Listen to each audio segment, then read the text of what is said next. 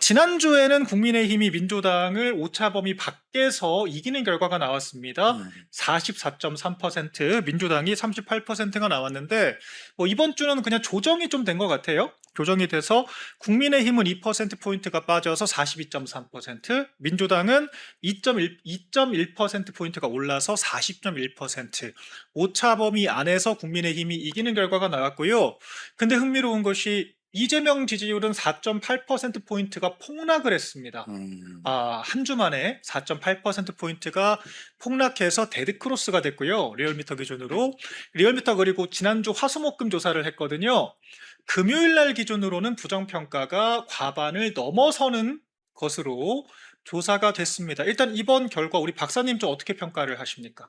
네, 저희 대자유총도 주말에 공동 여론조사를 했고요. 예. 그 사회 여론 평판연구소 조사인데 당 지지율이 국민의힘이 40, 민주당이 36 나왔어요. 네.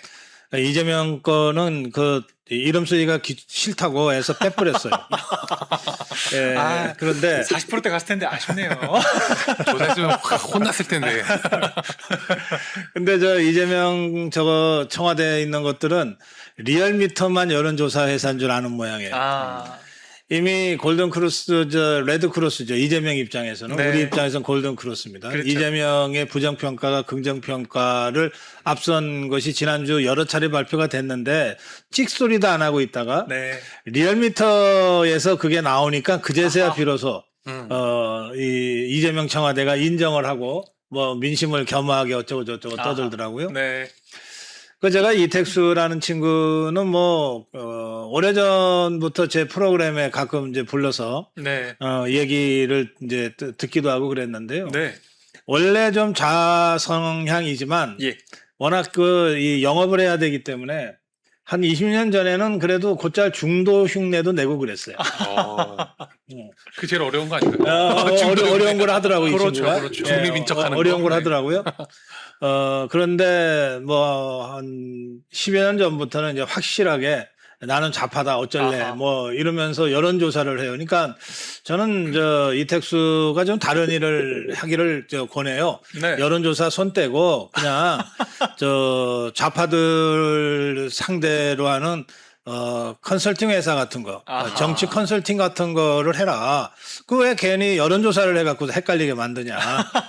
너도 헷갈릴 건데. 그렇죠.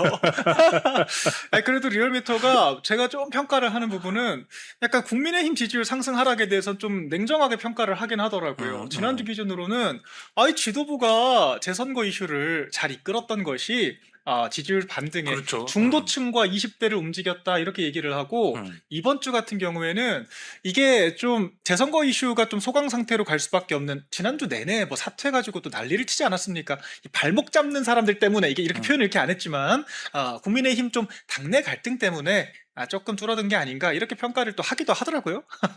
그렇다면은 예. 결국에 이제 그 안에 답이 있는 거 아닙니까? 네. 사실 이번에 지방선거 치르면서도 네. 분명히 상승하는 요인, 그러니까 예. 이제 뭐 지지율이 상승하든 아니면은 어떤 후보에 대한 지지율이 상승하든 이런 요인은 분명했잖아요. 그렇죠.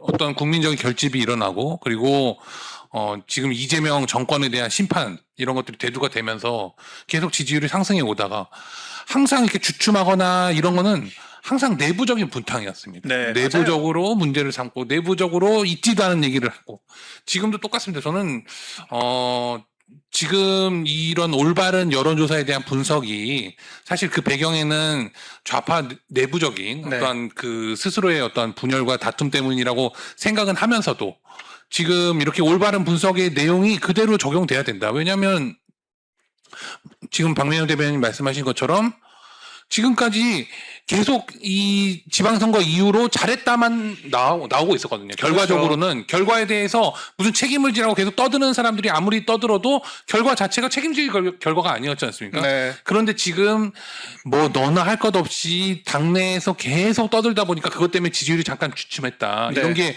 올바른 분석으로 보이고요. 그렇다면은 그에 대한 책임을 누군가 져야죠. 네. 그 책임을 질 사람들은 당내 분탕 세력들이다. 맞아요. 그렇게 생각합니다. 오늘 제가 대제유총 여론조사 다 보고 왔는데요. 안 그래도 박사님 그 현안 조사도 많이 했더라고요. 특히 장동혁 대표의 뭐 사퇴 여부에 대해서 국민의힘 지지층에서는 60% 이상 압도적인 분들이 사퇴 반대했다는 조사도 있었고, 그 다음에 한동훈 씨, 무소속 한동훈 씨를 도왔던 해당 행위자들에 대해서 징계 필요하다. 과반을 아득히 넘는 결과가 또 나왔습니다. 한동훈 씨 복당에 대해서도 반대 여론이 많다 나왔는데, 이것만 보더라도 지금 여론조사 반등을 누가 이끌고 누가 폭락을 주도하는지가 나오는 게 아닌가 싶어요, 박사님. 그래요. 예. 근데 이제 우리가 여론조사를 볼 때 그 경주 중계식 여론조사에 만족할 수는 없잖아요. 네.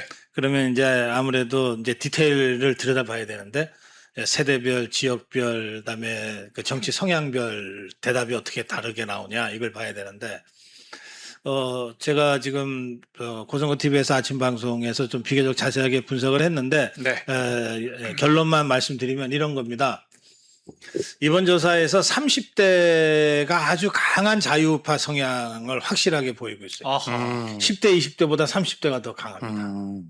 모든 질문에서 자유우파적 대답이 제일 높게 나와요. 아우, 자랑스럽습니다. 근데 이거는 30대로서 소름이 돋네. 무지무지 중요해요. 그러니까요. 그러니까 10대, 20대는 이제 30대도 이제 윤석열 대통령의 1, 2상 계엄으로 스스로 자각했다고 선언하셨지만, 이분들이 10대, 20대는 아직 학생이나 청년이나 또는 취준생들이 다수입니다. 아직 사회 진출을 안 했어요. 맞습니다. 네. 그런데 30대는 대부분 다 사회 진출했고, 가정을 꾸리고 있고, 그리고 그 직장에서 사실 30대면은 이제 중견이에요. 그렇죠. 뭐 다 과장급이나 또는 빠른 사람은 이제 부장도 하고 이런 사람들입니다. 이런 사람들에서 어떤 세대보다도 더 강한 자유우파 성향에 응답을 하신 거예요. 아하. 네. 그리고 이재명에 대해서 아주 극혐하고 한동훈에 대해서 극혐하는 답변을 바로 이 30대가 주도적으로 하고 있어요. 네.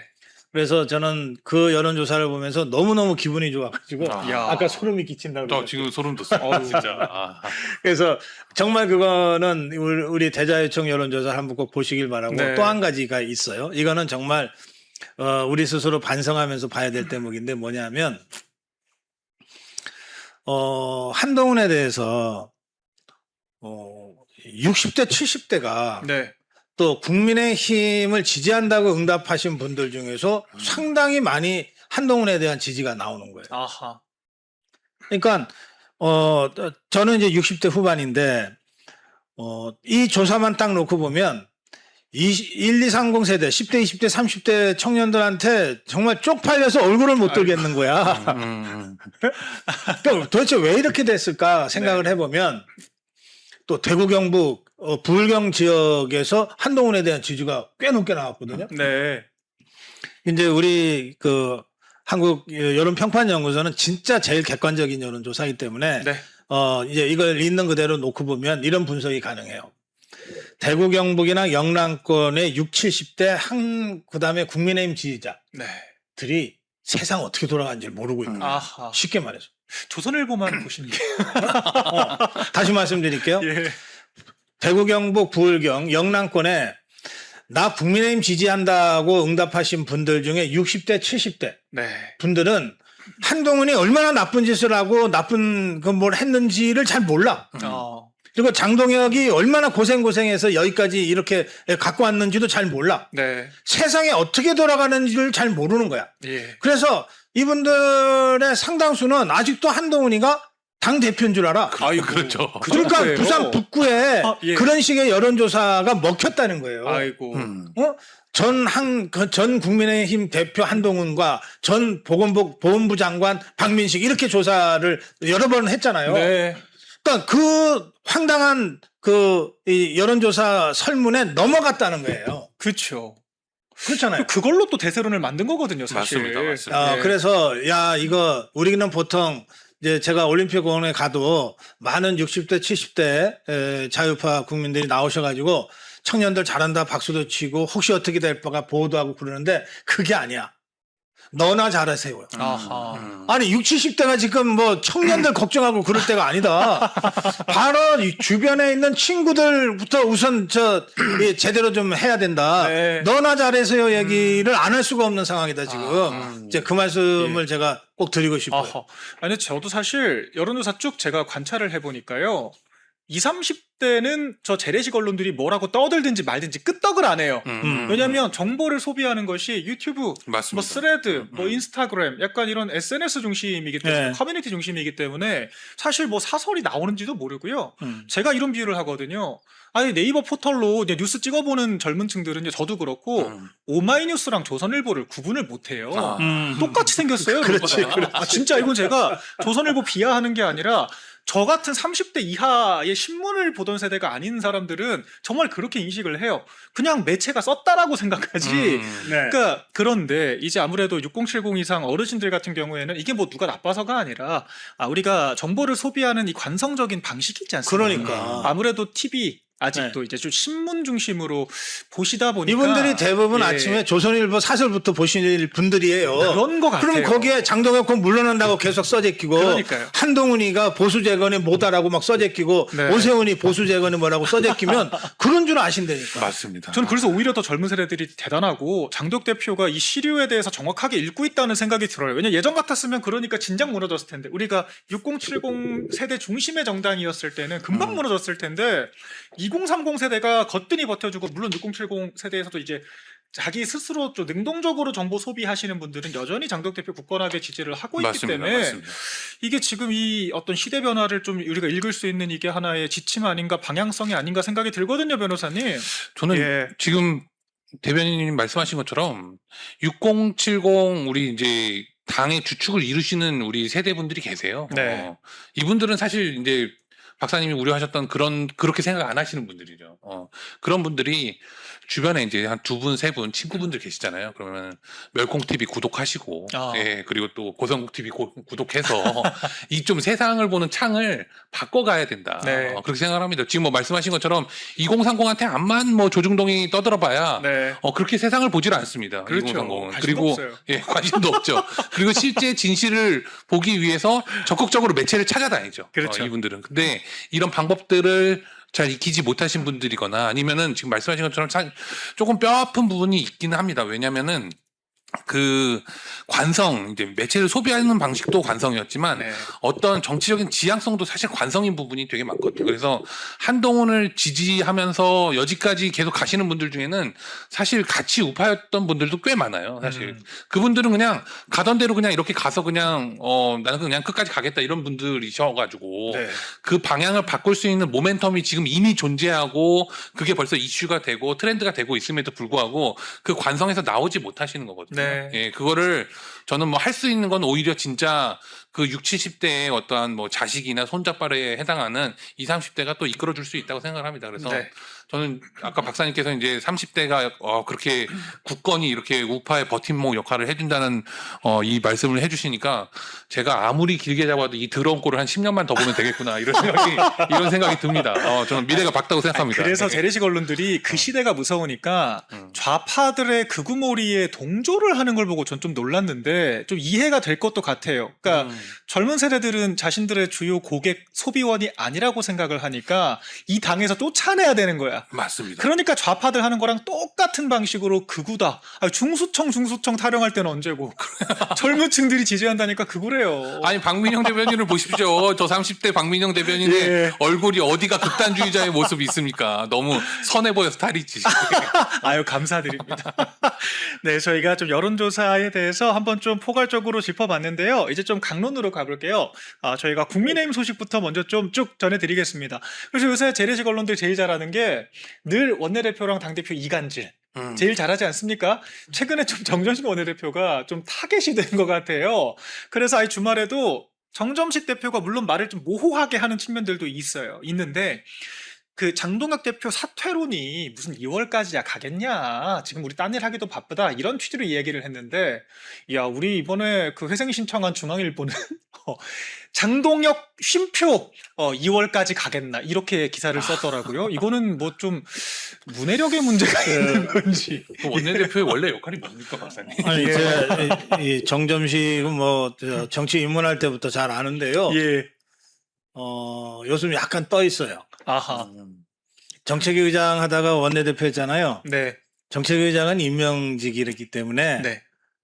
자기가 선출된 주요 당직은 원내대표 처음이에요. 그렇죠. 누구나 다 조금 뜨게 돼 있어요. 그런데다가 음. 거의 모든 언론들이 다 달려들어갖고서 어떻게든 한마디 따려고 하는 거 아니에요. 그리고 맞습니다. 자기가 별 생각 없이 한마디 툭 한 것이 그 다음날 정치면 일면 탑이 되고 막 그러잖아요. 네. 좀 떠 있을 수 있어요. 그런데 우리 유승수 변호사 말씀하신 대로 원내대표는 원내를 지휘하는 사람이에요. 그렇죠. 원내. 의원들의 그러니까 대표죠. 국회에서의 의정 활동을 지휘하는 사람이에요. 나머지 당무 있잖아요. 그 뭐 누구를 징계하니 많이 뭐 당 대표가 임기를 채우니 많이 또는 뭐 누구를 인사를 하니 많이 하는 게 다 당무잖아요. 네. 이 모든 당무는 당 대표가 책임지는 거예요. 맞습니다. 따라서 원내대표는 당 대표의 당무에 대해서 입을 여는 것이 아니에요. 아. 이 사람이 당연직 최고위원이고 또 당 서열 공식 2위이기 때문에 네.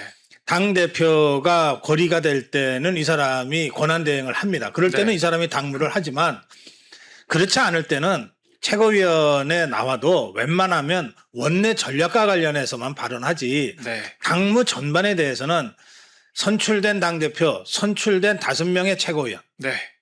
들한테 1차적으로 권한이 있는 거예요. 예. 그러면 지금 정점식이 집중해야 될 일은 뭐냐? 원내거든요. 국회 상황. 쉽게 말해서 지금 원구성 아직 협상 중이죠. 그렇죠. 핵심은 법사위를 우리가 갖고 와야 되는 거 아니에요? 네. 맞습니다. 네. 이거 지금 엄청 어려운 협상이거든요. 이거 집중해야 돼요. 그리고 그렇죠. 이 언론을 통해서 지속적으로 메시지를 낸다면 이 원구성이 얼마나 잘못됐는지 그동안 네. 그래서 이걸 어떻게든 바로잡겠다. 이걸 가지고 싸움을 해야 돼. 이게 네. 자기 어젠더야. 음. 두 번째는 지금 국회가 국조특위가 시작됐잖아요. 맞습니다. 예, 선관위 국조특위. 이거 얼마나 중요한 일입니까? 네. 원내대표는 사실 국조특위의 격려차 방문도 매일 해야 되고 그럼요. 그리고 국조특위 7명의 위원들을 데리고 밥도 먹어야 되고 전략회의도 같이 짜야 되고 이런 거 해야 되는 거예요. 맞습니다. 그다음에 세 번째는 지금 당이 국회에서 제일 먼저 쟁취해야 될 목표가 뭐냐면 특검 쟁취예요. 네. 특검 해야 될 거 아니에요. 맞습니다. 지상과제죠, 지상과제. 그러니까 이 특검과 관련해서는 아주 맹공을 가해야 돼.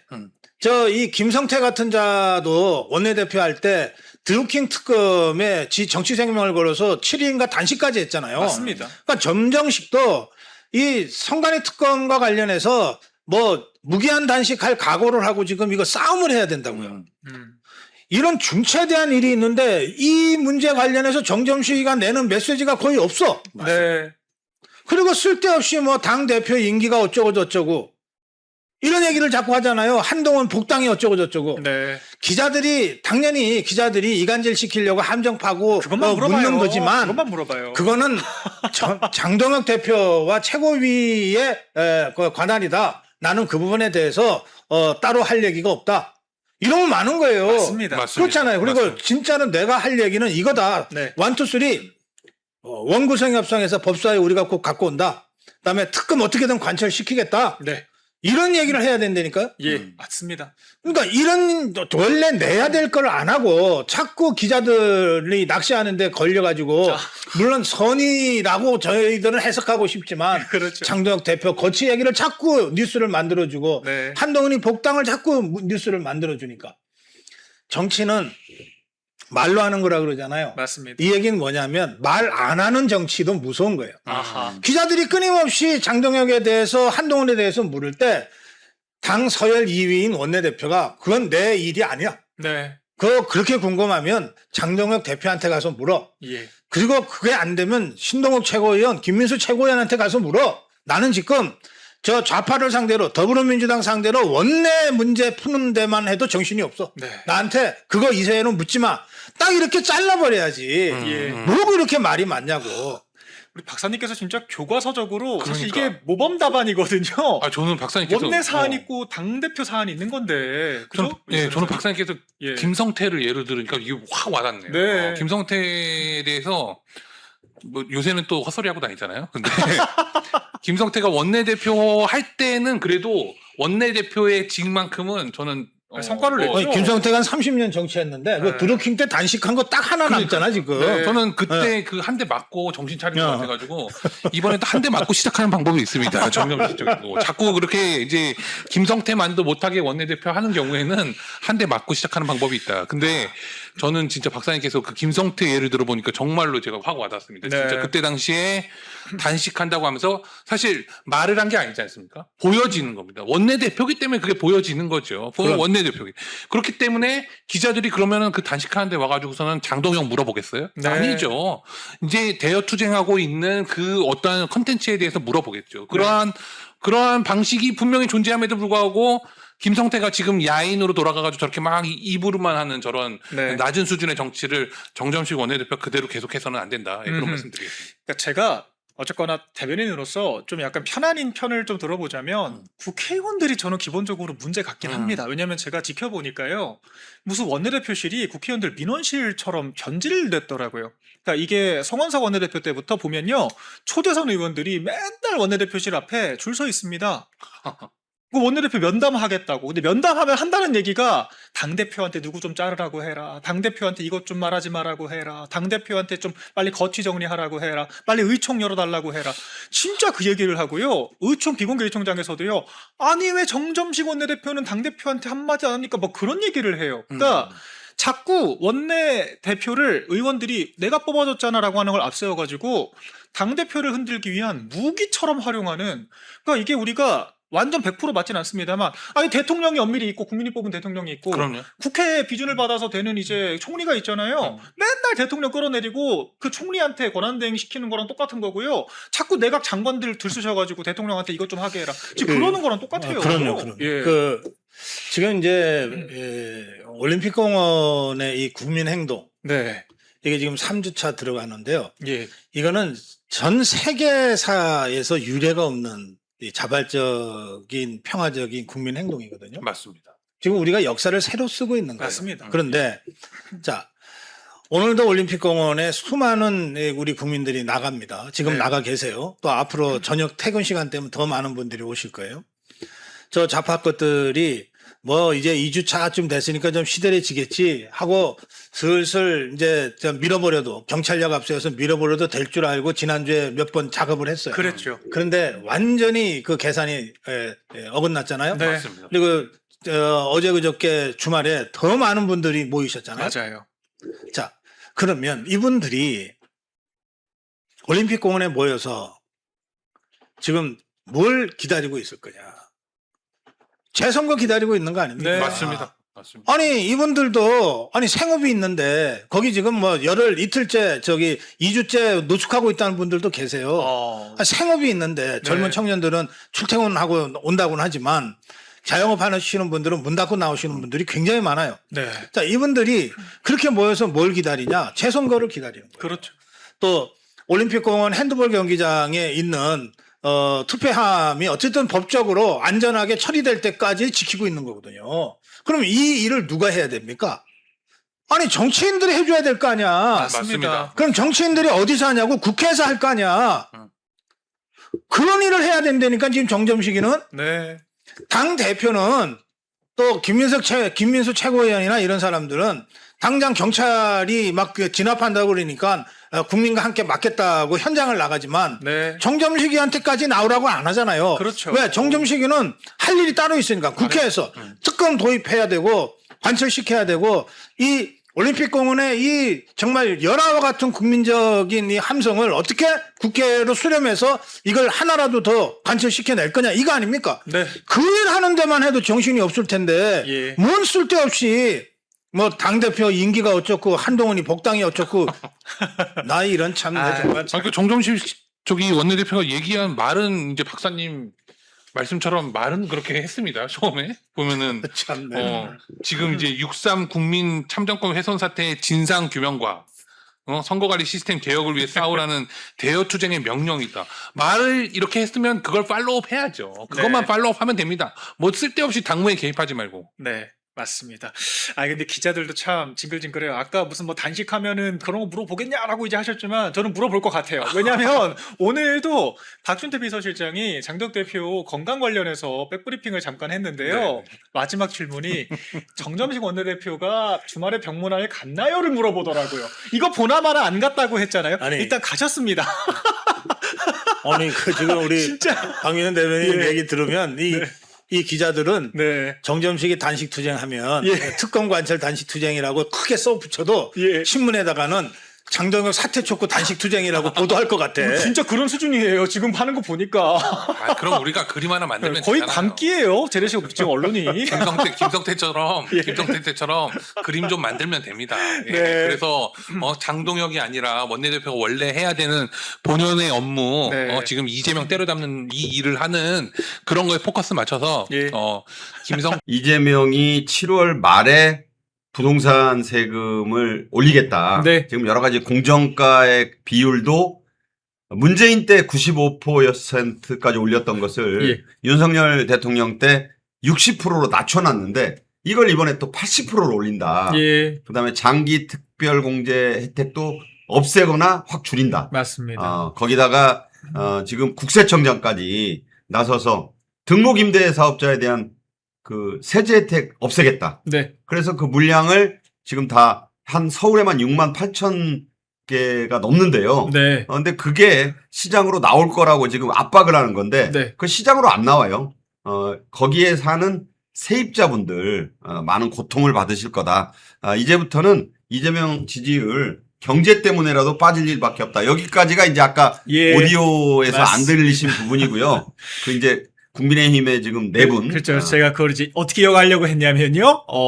이재명 이렇게 그 떨어진 날개가 없다고 정말 바닥을 모르고 추락을 하고 있고 네. 추락할 수밖에 없다라고 우리 모두가 다 전망을 하고 있는데 네네. 그럼 이제 야당이 우리 조원준 대표 말처럼 떨어지는 감나무만 잘 받아 먹어도 장덕 대표가 열심히 감나무 흔들고 있으면 받아 먹기만 해도 되는데 계속 말 같지도 않은 한동훈 씨 타령하면서 회방을 놓는 사람들이 있다라고 하는 거죠. 그렇죠. 그래서 지금 우재준 최고위원, 양양자 최고위원이 같이 사퇴합시다. 라고 했다가 사퇴 안 한다라고 하니까 혼자는 또 못 나가겠다는 거 아니에요. 이제 그렇게 해서 사퇴를 통해서 지도부를 무너뜨릴 방도가 없으니까 열심히 이제 MBC 같은 매체에 출연해가지고 내부 총질 열심히 하고 계신 것 같습니다. 평론가님 좀 어떻게 보고 계십니까?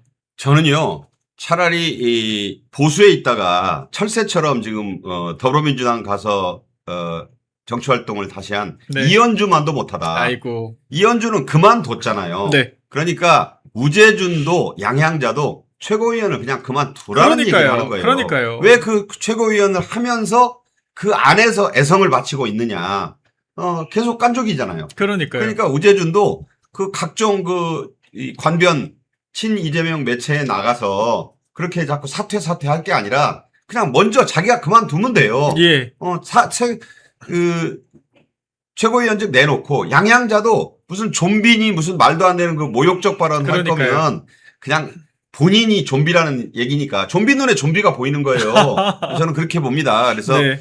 이 양양자도 최고위원 내놓고 네. 그럼 둘이 사라지면 적어도 최고위원 회의에서 그런 이상한 소리 안 할 거 아니에요. 네. 그런데 최고위원직을 내놓지는 않으면서 계속 지금 장 대표 내년 8월까지 합법적 임기가 보장돼 있는 대표를 무슨 이유로 네. 뭐 지방선거를 졌나요? 그러니까요. 이재명과 정청래가 졌다고 하고 있어요. 네. 우리가 분명히 알아야 될 건 적이 졌다는 선거에서 왜 사실상 승장이나 다름없는 장 대표를 끊임없이 흔드는가. 예. 그런 얘기를 하지 않을 수 없다. 그래서 이게 언어가 참 궤변일색인 것이 현 국민의힘 지도부는 사실상 레임덕이라고 양양자 최고위원이 주장을 했어요. 근데 지금 이재명 지지율이 한 달 동안 뭐 10%가 넘게 빠지고 있고. 그럼요. 데드크로스가 낮잖아요. 그러니까 지금 정권이 레임덕이 왔다라고 하는 게 상식적인 우리 지표를 볼 줄 아는 사람들의 판단인데 이게 무슨 논리입니까? 사실? 레임덕이라는 예. 말을 사실 우리가 영어니까 잘 쓰지 말아야 되는데 절름발이 오리란 뜻이잖아요. 맞아요. 그런데 이게 이제 권력 누수가 왔을 때 나온 정치 용어 아니겠습니까? 그런데 장 대표가 레임덕이 뭘 가지고 왔다는 건지 이해를 못 하겠어요. 그러니까요. 첫째, 지방선거 성적표가 우리가 냉정하게 보자면 물론 광역단체장에서는 숫자상으로서는 좀 적습니다. 아쉬운 측면이 있죠. 그러나 2018년과 비교하면 네. 우리가 이 보수 진영에서 가장 참패했다는 그때보다 다 잘했다라고 지금 광역단체장, 기초단체장 그리고 기초의원 다 잘했어요. 네. 자, 그런 객관적 성적표가 있고 그다음에 가장 중요한 14곳의 국회의원 재보궐선거. 네. 그중에 한 자리 빼놓고는 다 민주당 거였잖아요. 맞아요. 그중에 3개를 뒤집었잖아요. 맞습니다. 우리가 잘 아는 대로 유이동. 이 사람은 이길 때까지는 장 대표 힘을 빌어서 이겨놓고 이제 사선되니까 딴소리하고 있잖아요. 신장계라고 했다가 다른 방송에서 그러니까 평택을 그다음에 그 불모지에 네. 가까웠던 충남 공주부여 청양의 예. 윤용근 네. 당선인. 이번에 이제 또 그 의원 되고 나서 장 대표가 중용하지 않았습니까? 맞습니다.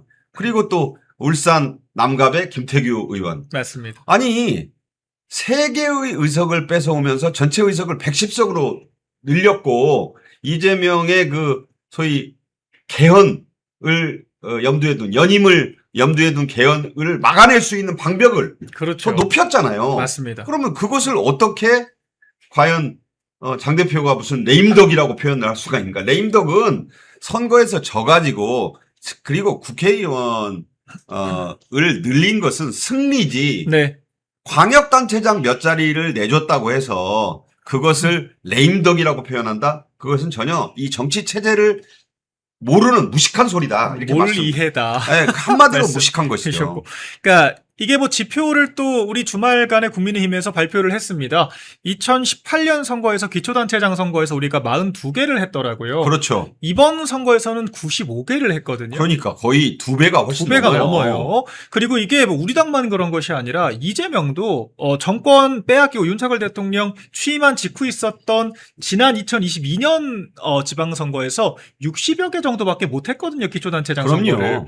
그러니까 이게 집권하고 나서 1년이 안 된 시점에서 이루어졌던 지방선거 역대 스코어와 비교했을 때 정말 비교적으로 굉장히 선방했다라고 하는 평가를 할 수밖에 그렇죠. 없는 결과인 그리고 거죠. 네. 경기도에서도 보시면 그 강원도와 인접한 경기도 북부 예, 단체장 경기북부. 석권했잖아요. 맞습니다. 그쪽은 그야말로 이 레드벨트가 형성될 정도로 네. 빨간색으로 다 칠했고 그리고 뭐니 해도 서울시장 선거에서 한강벨트에서 완승을 거두면서 네. 그 오세훈이 뭐 자기가 이겼다고 생각할지 모르겠지만 그건 전혀 착각이고 정원호 찍을 수 없고 그리고 구청장은 몰라도 서울시까지 넘겨줄 수 없다는 보수 우파 유권자들의 그 단결된 힘으로 그럼요. 서울시장을 국민의힘이 지켜냈다는 것은 그것은 오세훈과는 상관없이 네. 이거는 이재명도 정청래도 뼈 아프다 그러잖아요. 그럼요. 이재명이 유럽 가기 전에도 장황하게 자화자찬 기자회견하고 갔다 와서도 또 하고 그때마다 계속 서울시장 선거 진 거를 그 뼈 아파했잖아요. 맞습니다. 아니 적군의 장수들이 졌다는데 왜 우리 편에서 장동혁 대표가 레임덕이다. 어디 가서 절름발이 오리를 보지 못한 무식의 소치다 이렇게 말씀드립니다. 네. 실제로 이것도 오늘 CBS 기자가 취재한 내용이라고 하는데요. 네. 민주당 내에서 서울시장 선거 패배의 요인을 3가지를 꼽았다라고 하더라고요. 네. 내부적인 분석 보고서에서 첫 번째가 부동산입니다. 부동산. 뭐 이건 저희가 더 말하기도 입 아프죠. 그렇죠. 예. 뭐. 그 KB에서 나온 통계자를 보니까 집권 1년차 부동산 통계를 봤을 때 윤석열 대통령은 8%가 넘게 떨어졌고요. 문재인 노무현 대통령 시절에는 한 8%, 9%가 올랐고 이재명 때는 그걸 아득히 넘는 15%가 넘게 올랐어요. 이재명은 이제 1년 만에 올린 거잖아요. 그러니까요. 그러니까 뭐 네. 월드컵 한참 열리고 메시가 뭐 최다골 했다고 그러는데 이재명은 그 짧은 시간에 예, 문재인 정권보다 훨씬 더 부동산을 올렸고 그렇죠. 지금도 올라가고 있어요. 맞습니다. 지금 그러니까 역대 비교 대상이 없을 정도로 최고 속도로 올라가고 있다. 그런데도 예. 방향을 바꿀 생각은 하지 않고 마이웨이를 하겠다고 네. 부동산 세금 그렇죠. 무겁게 때리고 지금 2030이 앞으로도 계속 이재명에 대해서 부정평가를 할 텐데 네, 그도 그럴 것이 자 올림픽공원에 모인 2030들의 입장에서 보면 자 직장은 직장대로 24개월째 청년 실업률이 하락이라고요. 네, 거기다가 이 공정을 목숨처럼 여기는 그런 세대의 입장에서 보면 조국을 쫓아냈던 그 입장에서 보자면 아니 이게 도대체 참정권 훼손이라는 것을 가장 견디지 못하는 2030의 입장에서는 분노하고 있는 것이고 가장 현실적인 문제 2대 남에 이어 2대 여들 30대 여성들까지도 입안된 이유는 전세 월세 전세는 씨가 말랐고 월세는 뭐 50만 원 100만 원이 더 뛰었어요. 네, 그러면 지금 살고 있는 데서 못 살고 지금 자꾸 밀려나고 있거든요. 예, 이런 추세를 빨리 인정하고 잘못했다 그러고 되돌려도 모자랄 판에 이거 계속 밀어붙인다? 제가 보기엔 아까 우리 조원진 선배도 그런 말씀 하셨지만 이재명 지지율 앞에 4자가 3자 될 날이 그리 멀지 않다. 네. 6개월 보시던데 저는 올해 안에 올 것 같은데요. 뭐 더위 안에 예. 여름 넘기기 전에 앞에 이재명 지지율이 30%대로 가는 일을 우리는 볼 것이다. 네. 저는 그렇게 예언합니다. 네. 그리고 첫 번째로 일단 부동산을 짚었고요. 서울시장 패배 원인을 민주당이 분석을 한 겁니다. 네. 두 번째로는 공소 취소가 무리수였다라고 그렇죠. 하는 거죠. 공소 취소가 무리수였다. 이게 전 세대적으로 이재명이 자기 죄를 지우려고 한다라고 하는 인상을 줬다는 거고 마지막으로 스타벅스 이슈라고 하는 거예요. 예. 자, 어제 스타벅스가 네. 전국 2,600개 매장을 네. 3시간 동안 문 닫고 교육을 했어요. 예. 내일은 그 스타벅스의 그 이제 임직원들, 특히 임원들, 네. 그 정용진 회장까지 네. 오늘 그러니까 어제 봤던 그 비디오 뭐 교수 2명이 나와서 5.18 교육을 했더라고요. 네. 5.18 뭐 광주 민주화 운동은 어떠고 저떠고 뭐 이거를 아니 그게 왜 강제 교육을 해야 되느냐. 네. 그리고 이게 매출이요. 스타벅스가 전국적으로 하루에 88억 원 매출이래요. 네. 3시간 동안이면 대개 절반으로 보기 때문에 44억 원 단순 계산으로. 네. 그거를 포기하고 5.18 관련해서 교육을 받았다? 네. 이게 말이 되는 얘기입니까 이게? 아니 우리가 예비군 훈련도 받고 뭐 할 때 대학 교수들도 그 앞에서 정신교육 받다가 졸잖아요. 예. 아니 과연 아니 그리고 그 교육을 왜 아이고. 스타벅스 매장의 파트너인 애꿎은 직원들이 들어야 되냐고요. 그러니까요. 그것도 만약에 그 교육을 수당으로 돈을 쳐줬는지는 모르지만 받고 싶어서 받은 직원이 누가 있겠습니까? 네. 이재명 정권이 안 하면 큰일 날 것처럼 하니까 정용준이 야 그 몇십억 원 포기하더라도 그렇죠. 그 교육 받아. 저는요 이런 나라에서 우리가 살고 있구나. 네. 이것은 그야말로 예비군 훈련 때 받은 정훈 교육은 여기에 비하면 정말 약과다. 예. 정말 부끄러웠습니다. 그렇죠. 네, 멸콩TV에서 신제품 환신 나이가라 2+1 특별 할인을 진행 중입니다. 50년 전통의 신화제약에서 회사의 명예를 걸고 자신있게 만들었습니다. 면역력 강화, 혈액순환 개선, 피로 개선, 기억력 개선, 항산화에 도움을 주는 식약처 인정 건강기능식품입니다. 특히 밤에 주무시다가 화장실 문제로 불편을 겪는 분들에게 추천드립니다. 멸콩TV와 함께하는 환신 나이가라 많은 문의와 사랑을 부탁드립니다. 이재명의 잡돌이가 무서워서 기업인들은 사실 정권이 지금 전 같진 않다라고 하더라도 정권에서 바람 한번 불면 날아갈 수 있는 게 또 기업 아니겠습니까? 그렇죠. 그런 눈치를 보는 것 같고. 근데 핵심은 이거 같아요. 이 세 개 다 인물론이 아니라는 거예요. 그러니까 오세훈 시장이었기 때문에 이긴 게 아니라 당연하죠. 예, 이런 어떤 부동산, 공소취소, 스타벅스 같은 중앙의제가 국민적인 인식에 영향을 줬다는 거고 이 중앙의제의 가장 열정적으로 이슈 파이팅 했던 게 다름 아니라 장동혁 대표였거든요. 그럼요. 장 대표가 네. 지금 그 올림픽공원 핸드볼 경기장 개표소에 제가 세본 것만 한 8번, 9번 되는 것 같아요. 네. 그리고 거기 가서 제가 참 정말 울컥했던 것은 장 대표가 8일간 단식을 해가지고 예. 몸이 아주 안 좋습니다. 그렇죠. 그걸 정말 FM으로 8일 단식을 하면 몸이 망가져요. 그거 다 아는 얘기지만 그런데 장 대표가 이번에 더위가 아주 극심할 때 그 시민들과 함께 그 앞을 지키지 않았습니까? 예. 그때 밤을 새웠잖아요. 그 밤을 새우는데 누가 뭐 도시락을 싸웁니까? 김밥을 하나 갖다 줍니까? 그래서 딱 먹었다는 게 멸균 우유 한 팩하고 초코파이 하나 먹었대요. 네. 그러니까 이게 부실한 그런 그렇다고 이제 그걸 안 먹을 수도 없는 게 당이 떨어집니다. 그래서 그 50대인 장 대표 입장에서 단식으로 심신이 극도로 안 좋아진 상태에서 네. 쓰러질 수 있기 때문에 그저 그냥 그거라도 먹고 이제 했다는 얘기를 듣고 제가 아주 대단히 그 충격도 받고 감동했는데 그렇게 한 정치인이 누가 있냐고요. 예.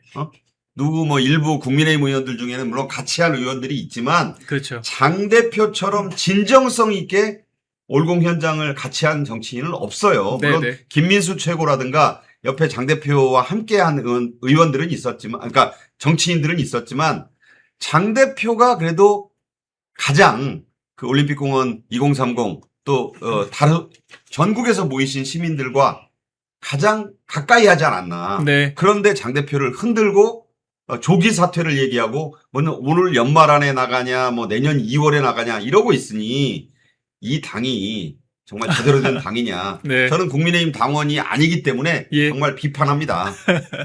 그러니까 민주당의 분석을 보면요. 어쨌거나 제가 드리고 싶은 말씀은 오세훈 시장이 잘해서 이겼다가 아니라 이재명의 똥볼이 있었고 여기에 대해서 장동혁 대표가 선거 마지막 날까지 홍대 종로를 전행하면서 그러니까 종횡무진하면서 커피 한 잔의 자유라고 하는 슬로건을 가지고 젊은 층들의 또 이 표심을 엄청나게 자극을 했단 말이죠. 그런 것들이 주요했고 또 선거 끝나자마자 우리 평론가님 말씀하신 것처럼 올림픽공원에서 청년들과 가장 최전선에서 함께하면서 지금 지지율 반등까지 이끌었다라고 하는 거를 봤을 때 참 지금 당내 목소리들은 터무니가 없다. 정말 근거 없는 프레임 공격을 하고 있다. 이렇게 그래서 요약을 할 수 있을 것 같습니다. 예. 아까 말씀드린 대로 네. 우재준이나 양양자는 그런 주장을 할 거면 네. 그냥 최고위원직을 내놓으면 돼요. 그러니까요. 우재준하고 양양자가 최고위원직을 가지고서 계속 그런 소리를 한다는 거는 전혀 정치인다운 그 도리가 아닐 뿐만 아니고 누구도 원하지 않는다. 네. 그리고 당내에서 이상한 소리 하는 사람들에 대해서는 단호히 그 징계를 해야 돼요. 맞아요. 지금 조경태 부산 그 의원에 대해서 징계 서명 운동이 벌어지고 있다고 하는데 저는 마땅히 지금 더불어민주당 안에서 벌어지고 있는 명청대전은 정말 이 국민의힘 안에서 일어나고 있는 것에 비하면 저건 그 이재명 말 맞다나 거기는 전쟁이에요. 맞아요. 여기는 경쟁입니다. 근데 경쟁을 페어플레이를 해야죠. 그렇죠. 아니 어떤 이유로 내년 8월까지 임기가 보장돼 있는 대표를 나가라고 할 명분이 있습니까? 네. 사퇴를 얘기하는 것 자체가 해당 행위인 거예요. 그럼요. 그리고 명분이 있어야지. 네. 그리고 그런 거에 만약에 필요하다면 뭐 전당원 투표를 하자든가 뭔가 정말 납득할 수 있는 방법으로. 그렇죠. 그 권리당원들에게 한번 물어보자.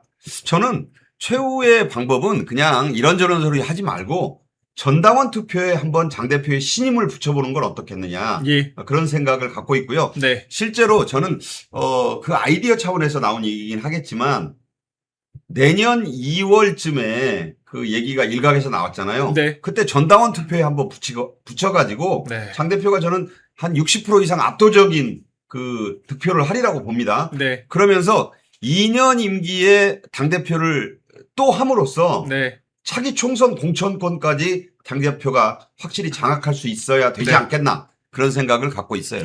실제로 사실 우리 지지자분들께서는 임기 좀 다 채우는 것 좀 보고 싶다. 이런 분들이 많긴 하세요. 아니 그래서 임기를 안 채울 이유가 뭐가 있냐고요. 그렇죠. 그래서 그러니까 근데 이런 측면이 하나 있는데 우리 또 평론가님 말씀하신 것처럼 그런 시나리오도 있더라고요. 그러니까 대표가 지금 명분이 있지 않습니까? 연임이라고 하는 걸 자기 입으로 담기가 어려운데 자꾸 자칭 소장파들이 아니 그러면 정 내려오기 힘들면 장덕 대표 포함해서 전당대회 한번 더 해보자라고 얘기를 하니 그렇죠. 그럼 장덕 대표 입장에서는 가장 당선 가능성이 높은 시점에 전당원 투표 던져가지고 한번 나 포함해서 해봅시다. 그렇죠. 할 수도 있어요. 그러니까 이런 여러 시나리오가 있는데 지금 전반적인 판은 대표한테 전혀 나쁠 게 없다. 이게 본질인 것 같습니다. 그러니까 어떤 방식이든 간에. 당의 공식적인 의결 기구로서의 최고위원 회의가 있고 네. 또 그 밖에 의원총회도 있고 하지만 이번 의원총회에서 정점식 원내대표가 결선 끝에 55대 30 뭐 47표 차이요. 예. 네. 55대 48로 이 당선이 됐다는 것은 네. 제가 보기에는 당권 8호 대표되는 정점식 대표를 민 55명, 103명 중에 55명이었잖아요. 네. 장 대표 체제를 신임한 거예요. 그렇죠. 지금 그 정점식 대표가 뭐 약간 장 대표와 거리를 두는 듯하다고 해서 자꾸 이간질 시키려는 네. 세력이 있는데 원내대표는 원내대표로서의 책무가 있습니다. 맞습니다. 원내대표가 해야 될 일이 있고 당 대표가 해야 될 일이 있는 거예요.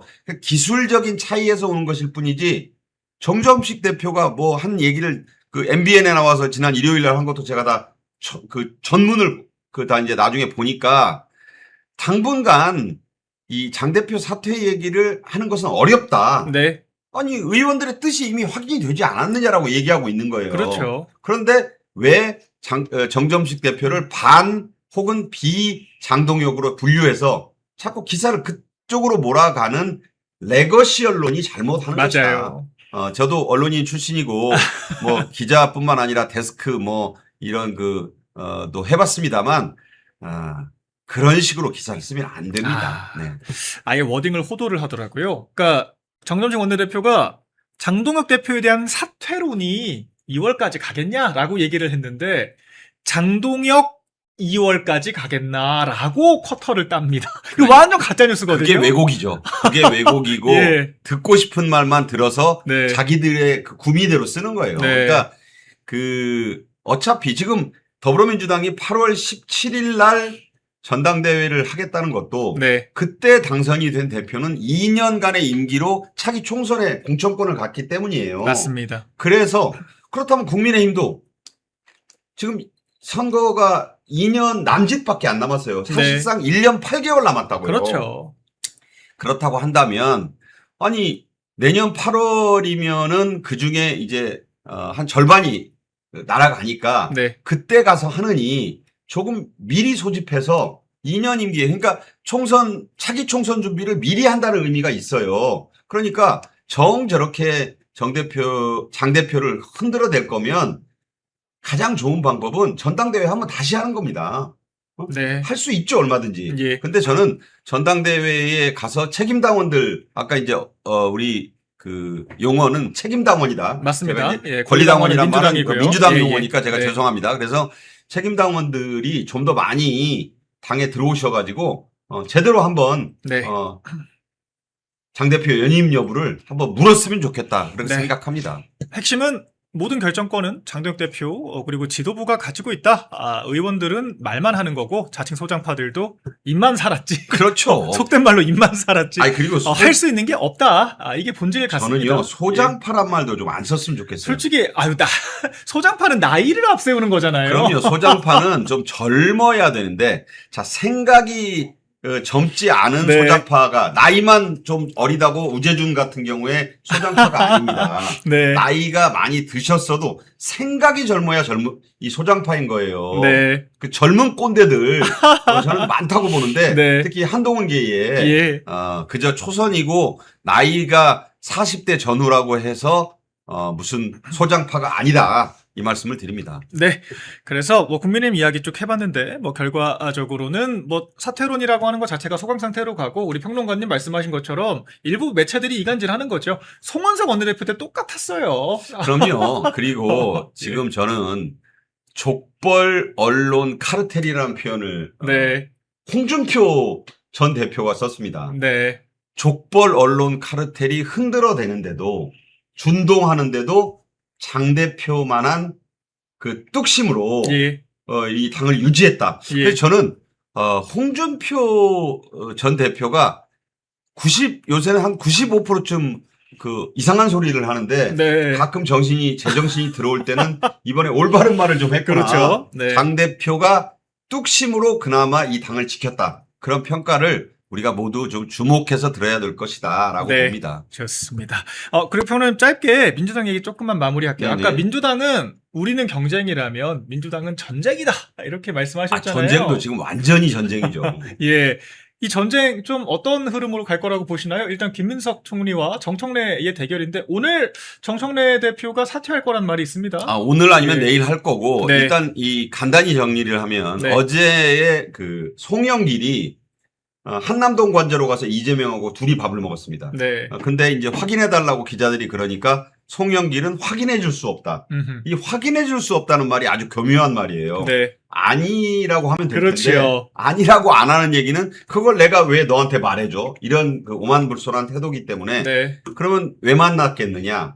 그거 만나가지고 무슨 딴 얘기했다 그러는데 전당대회 이외에 할 얘기가 없어요. 그럼요. 그리고 송영길은 잘 아시다시피 이재명이 첫 번째 대선 출마할 때 불가능했어요. 네. 그때 왜 대장동 사건 터져가지고 마지막 서울 경선에서 뒤집어졌는데 그때 그 전에 미리 사퇴한 추미애하고 김두관 표를 빼주는 계산을 편법으로 송영길이 대표 때 해주는 바람에 이재명이 대선 출마를 한 거예요. 네. 아니었으면 그때 이미 이재명 정치 생명이 끝났다고요. 그렇죠. 다 아시지 않습니까? 그럼요. 그러니까 송영길하고 같이 밥 먹으면서 이런 딜을 했다고 그래요. 그러니까 송영길이 지금 외교부 장관 자리를 달라고 하고 있는 모양입니다. 네. 조건은 내가 호남에서 내가 그 전남 출신이니까 예.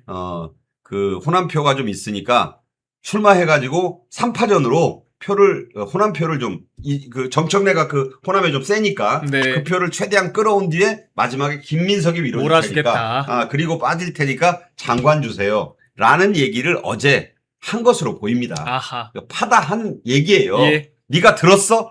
안 들어도 그 정도가 지금 전해지는 분위기가, 이야기다. 전해지는 얘기라고 예. 할 수 있고 김민석은 이제 그 나가야 되는데 지금 그 한성숙이 이번에 창업 청년들 자료 5,000명 유출되고 맞아요. 정보 다 나갔는데 길거리에 출근하다가 그 사과 한마디로 때우려고 하잖아요. 맞습니다. 한성숙 그만둬야 돼요. 네.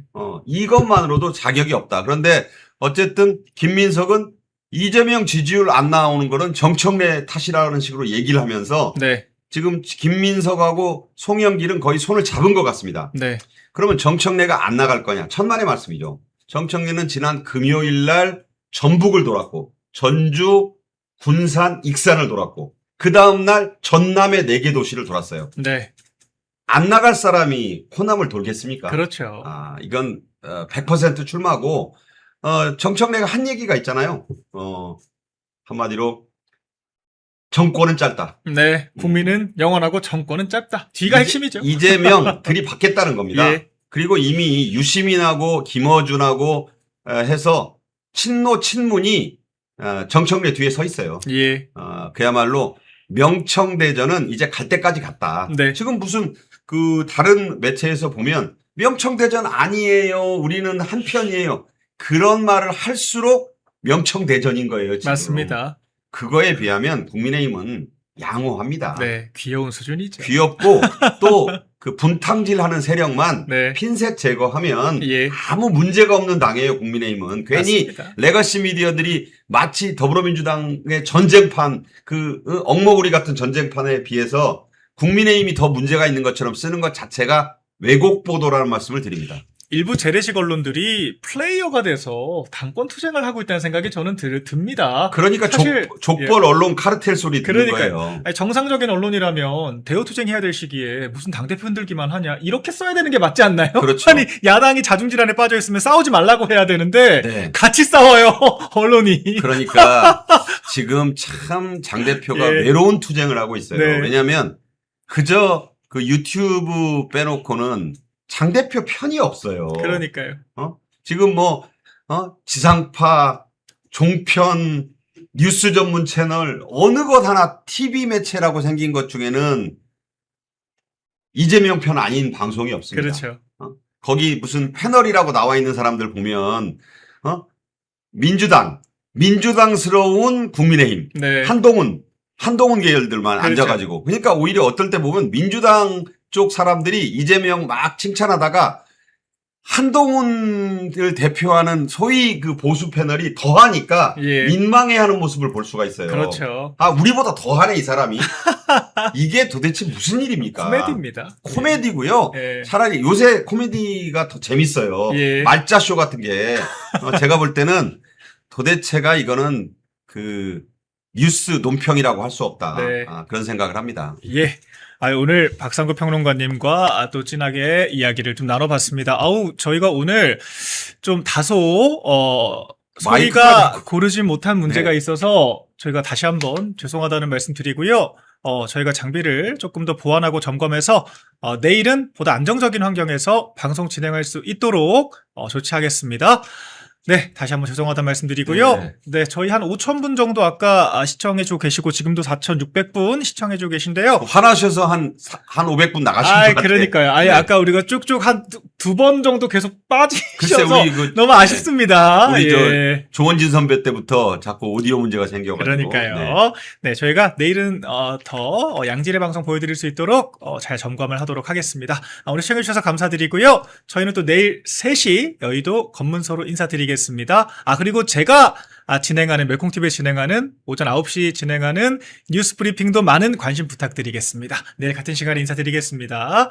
시청해주셔서 감사드립니다. 고맙습니다.